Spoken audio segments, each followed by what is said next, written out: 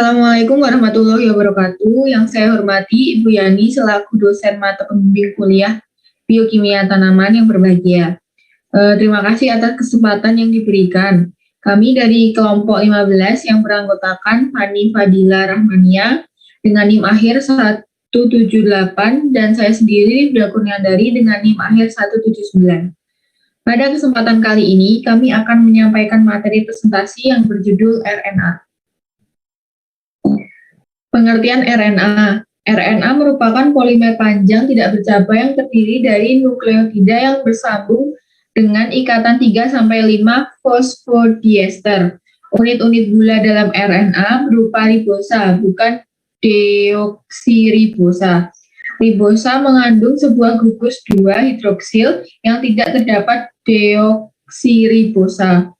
Satu dari keempat basa utama dalam RNA adalah urasil yang menggantikan timin. Urasil seperti timin dapat membentuk pasangan basa dengan adenin tetapi tidak mengandung gugus metil yang terdapat dalam timin. Struktur RNA.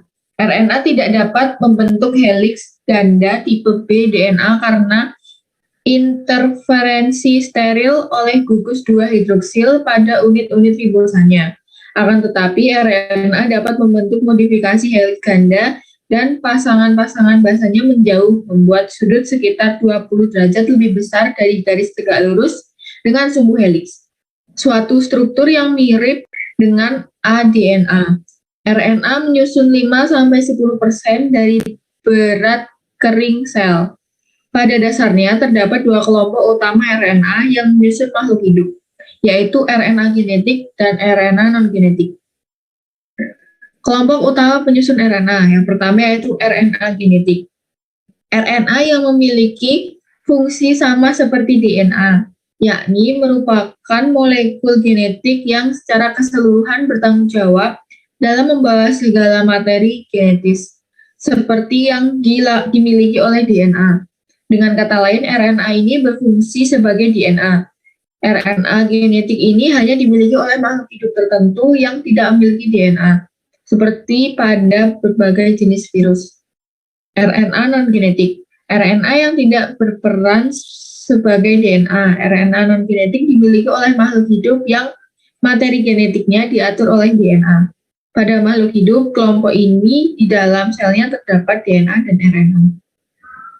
Jenis RNA genetik. Yang pertama yaitu tRNA, yaitu RNA terkecil. Karena kecil, tetap di cairan atas larutan dan bentuk RNA lainnya diendapkan dengan ultrasentrifugasi sehingga disebut sRNA atau small RNA.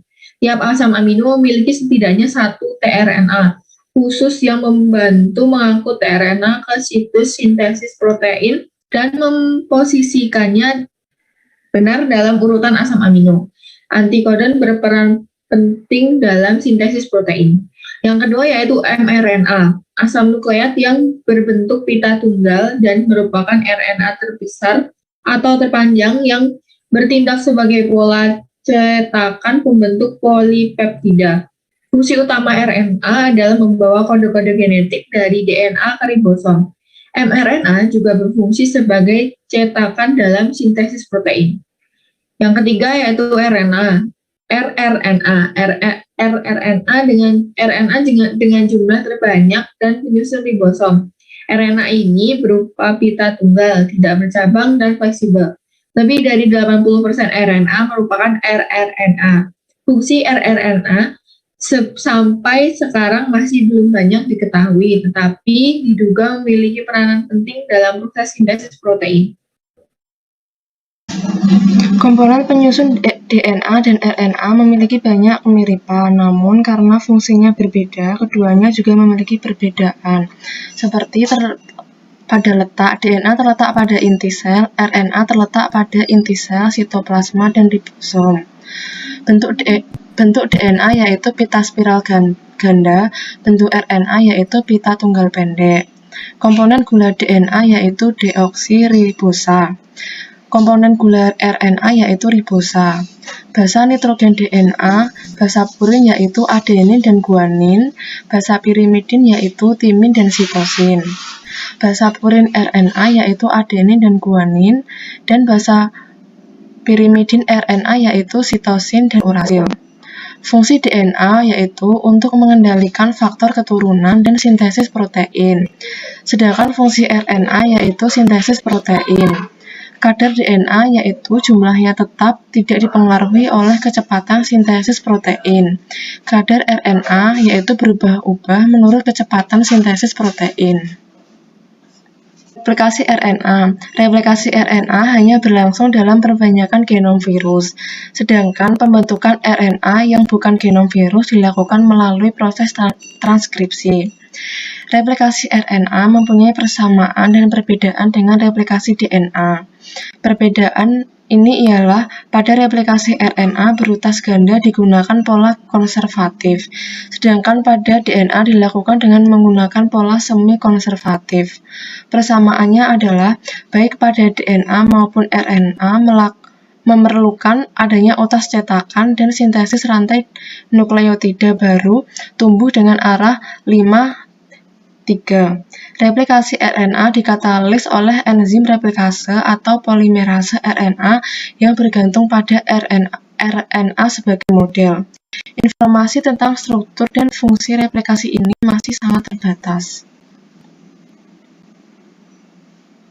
Fungsi umum RNA yang pertama untuk menyimpan informasi, yang kedua sebagai perantara antara protein dengan DNA yang terletak dalam proses ekspresi genetik dan berlaku untuk seluruh organisme hidup.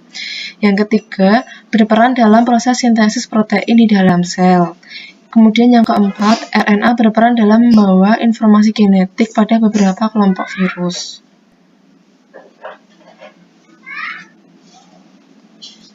Sifat dan peran RNA. Yang pertama, mRNA. Untuk menerima informasi atau keterangan genetik dari DNA. Proses ini dinamakan transkripsi dan berlangsung di dalam inti sel. Yang kedua, rRNA. Berfungsi untuk mensintesis protein dengan menggunakan bahan asam amino. Proses ini berlangsung di dalam ribosom dan hasil akhir berupa polipeptida. Yang ketiga, tRNA. Berfungsi untuk mengikat asam amino yang terdapat dalam sitoplasma. Sebelum dapat diikat oleh tRNA, asam amino bereaksi terlebih dahulu dengan ATP agar berenergi dan menjadi aktif. tRNA membawa asam amino yang diikat itu ke ribosom. Disinilah berlangsung perubahan informasi genetik yang dinyatakan oleh urutan basa dari mRNA ke urutan asam amino dalam protein yang dibentuk. Proses ini dinamakan proses translasi.